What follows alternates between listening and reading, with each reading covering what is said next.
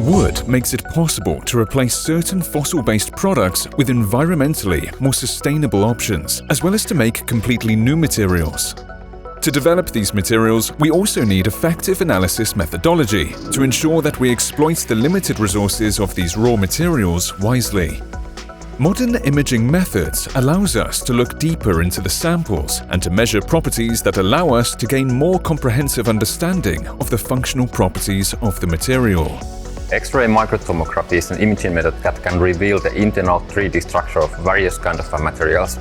For fiber structures, the obtained images can be used to calculate, for example, the pore size distribution or look at the fiber orientations inside the sample.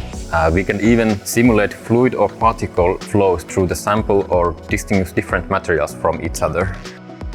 The samples can also be manipulated during the imaging, for example by compressing, stretching or drying them. This can help us to optimize the drying procedure of complex materials or to study the breaking mechanism of cushioning materials. At VTT, we can solve your problems using our high expertise on imaging technologies. Let's solve the global challenges together with the help of science and technology.